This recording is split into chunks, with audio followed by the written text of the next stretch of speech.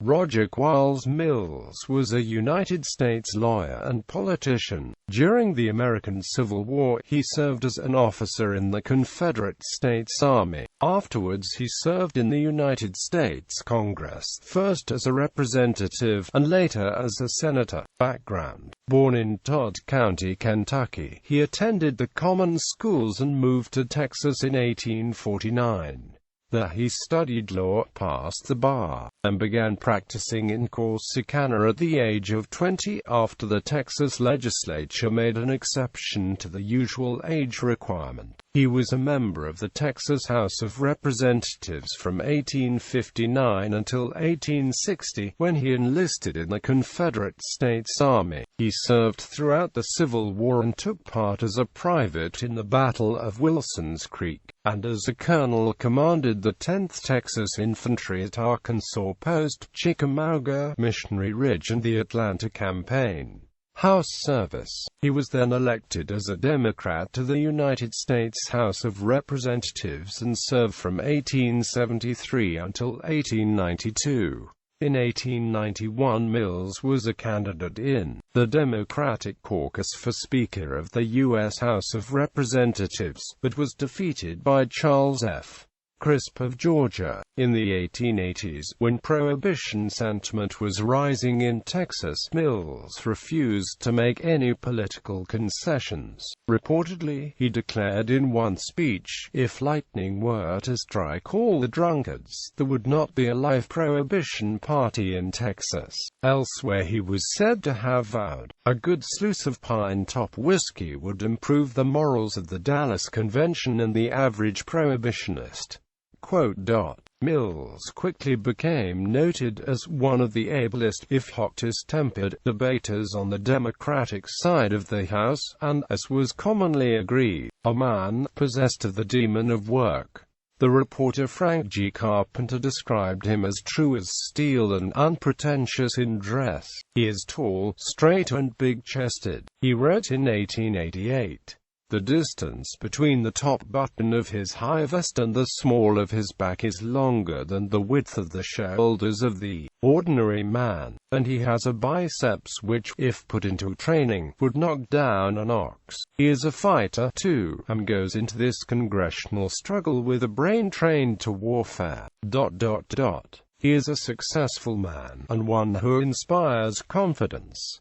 Chairmanship of the Committee on Ways and Means. Mills had made the tariff his special study, and was long recognized as one of the leading authorities on the Democratic side. After the defeat of House Ways and Means Committee Chairman William Morrison in the 1886 election, Mills became the next chair of the U.S. House Committee on Ways and Means when the 50th Congress met. His selection, an historian of the tariff wrote later, was a red rag to the high protectionists, for Mr. Mills was an out-and-out free trader. Debate over the tariff issue had been thrust upon the United States by President Grover Cleveland in his annual December message to Congress on December 6, 1887. The president requested that Congress drastically reduce the tariff on many manufactured goods so as to promote trade and reduce the cost of living for ordinary United States citizens. Indeed, Chairman Mills, using the Walker Tariff of 1846 as a guideline, had been drafting a bill since September 1887 which would address several of the proposals that Cleveland had included in his December message. As it turned out, most of his work went for naught. As he later explained, "When I got to work with my brethren on the bill, I found that it would not go, and I had to abandon my ad valorem tariff bill. The schoolmaster had not been sufficiently around to bring our people back to the democratic principle of taxation as to value."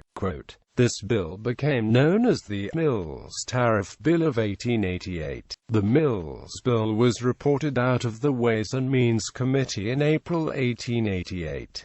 The bill provided for a reduction of the duties on sugar, earthenware, glassware, plate glass, woolen goods and other articles, the substitution of ad valorem for specific duties in many cases, and the placing of lumber, hemp, wool, flax, borax, tin plates, salt and other articles on the free list. The bill looked like it might split the Democratic Party. Just 2 years previously, the high-tariff wing of the Democratic Party had been able to muster 35 votes in the House. However, now the Mills bill had become so highly partisan that when the bill was passed by the Democratic House on July 21, 1888, only 4 Democratic congressmen voted against it. The high-tariff wing of the Democratic Party was largely wiped out by the passage of the Mills Bill of 1888. Although the Mills Bill passed the House, a Republican Senate amended it heavily, and it never passed into law. Instead, it became the chief issue in the presidential campaign of 1888.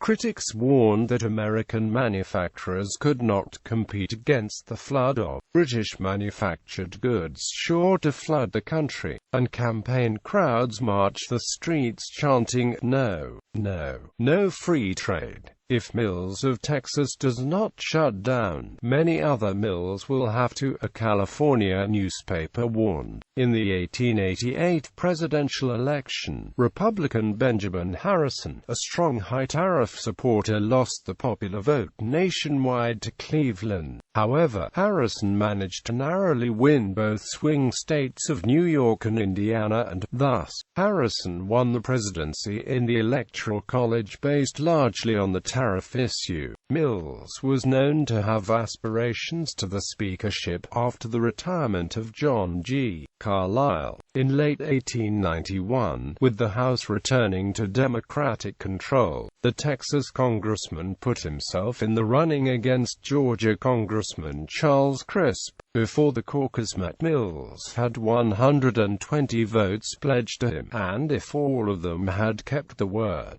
he would have won, but only 105 did so on the final 30th ballot, to Crisp's 119. The reason, apparently, was that Mills refused to make deals. Some 24 members wanted a guarantee of specific committee assignments in return for the support. Mills would have none of it. Reportedly, Congressman William Springer of Illinois, who was also contending for the speakership, offered to drop out if Mills would appoint him chair of Ways and Means, and was told gruffly to put his offer in writing. As a result, the night before the caucus voted, Springer withdrew on Crisp's behalf, and Crisp did make him chairman of Ways and Means. Subsequently, to Congressman Tom Johnson of Cleveland, one of Mills's most earnest backers, the Texas congressman's conduct looked like political insanity. "I wish you wouldn't be a fool," he burst out. "Give me 2 chairmanships and ask me no questions, and I will elect you on the next ballot." All he got was a shake of the head in reply. Mills's problems, however, were deeper than his failure as a horse trader. For one thing, his irascibility and the regularity with which he lost his temper made many of his party friends worry that he lacked the self-control necessary as Speaker. The party's job would be hard enough without what one newspaper called Mills's tempestuous style. His selection would have signaled that the Democratic Party's main agenda would be lowering the tariff drastically. Crisp was much less associated with tariff reform and much more closely associated with the supporters of free silver coinage, which, to most Southern Democrats, ranked as the top issue by late 1891. Among the Silver Democrats, it did not help Mills to have former President Grover Cleveland's backing, nor among those favoring the presidential nomination of Cleveland's rival, Senator David Bennett Hill of New York. Hill threw his weight behind Crisp's candidacy, too. Mills took badly to his rejection, issuing a letter, quickly made public that the Democratic Party had been hurt more than he by his rejection, and threatened threatening that a large element that has been voting with us abandon us in the coming election, unless those who had defeated him met with rebuke by the party. Senate service. Mills was elected to the United States Senate from the state of Texas in 1892 to fill the vacant seat of John H. Reagan and continued to serve in that post until 1899. In 1893, when President Grover Cleveland sought repeal of the Sherman-Silver Purchase Act, Mills gave loyal support. Silver coinage was popular with both parties in Texas, and Democrats in particular felt that Mills had betrayed them. His action probably cost him re-election in 1898. Other friends noticed a change in him as well. His old colleague and co-worker in tariff reform, former Congressman William L. Wilson of West Virginia, wrote in his diary in 1896, "Poor Mills. How he seems to have gone to pieces since the time when he was leading the tariff reform forces in the House,